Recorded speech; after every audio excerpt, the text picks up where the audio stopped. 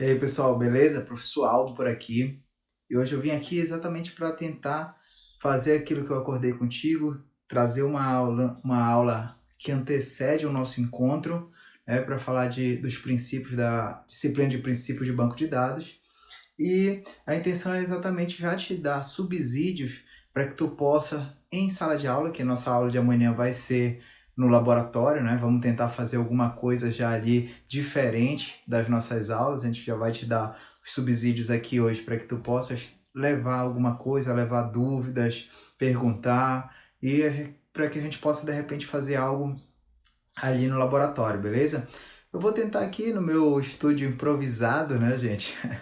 No meu estúdio improvisado levar para ti aqui, eu fiz um script, só que eu vou ter que, hora ou outra, passar ali o meu slide para voltar, para não perder a estrutura do conteúdo que eu pensei em passar para ti. Beleza? Então, lembrando, vamos falar da disciplina de princípios de banco de dados e, afinal, expressão, né? Banco de dados vem da onde? Essa expressão banco de dados.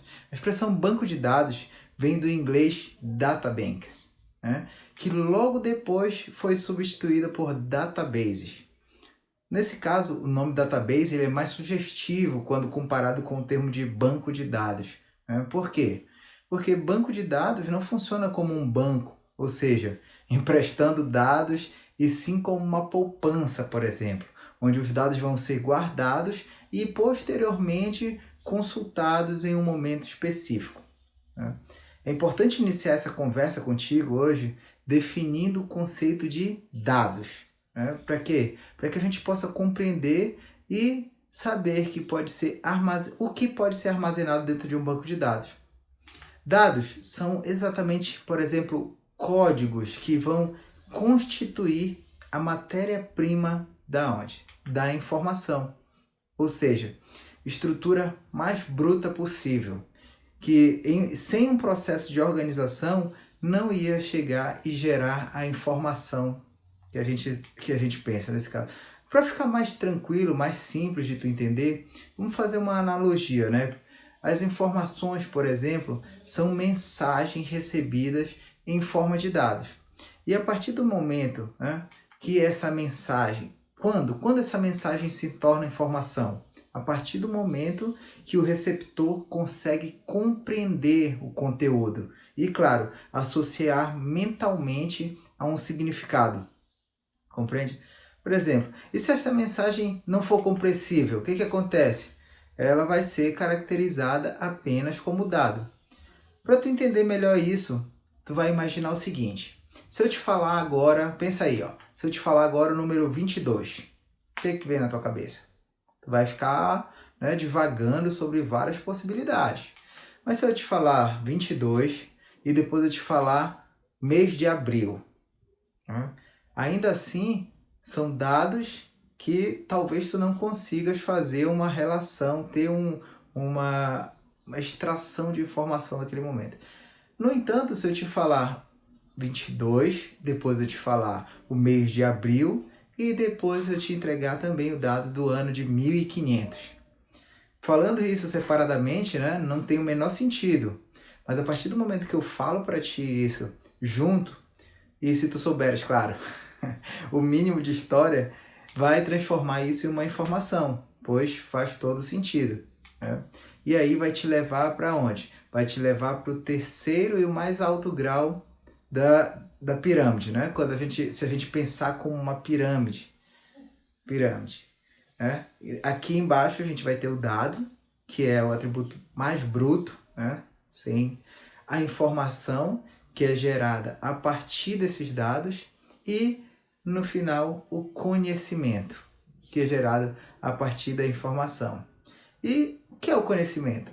Bom, antes de falar do conhecimento, talvez ali tu ficaste, se tu não sabes de história, né, vou te lembrar, a partir do momento que eu falei para ti, 22 de abril de 1500. Então, com esses três dados, tu consegue saber que essa é a data do descobrimento do Brasil, né? Foi quando os portugueses chegaram aqui e descobriram o Brasil. Pelo menos formalmente, digamos assim, através dos dados.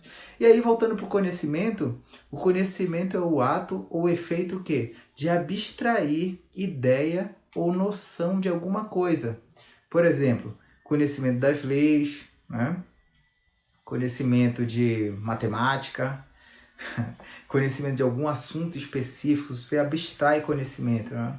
A partir de informação. A partir de informação você consegue abstrair um conhecimento ali. E aí, Aldo, te pergunto, tá, mas quais são os objetivos de banco de dados? Por que os bancos de dados existem?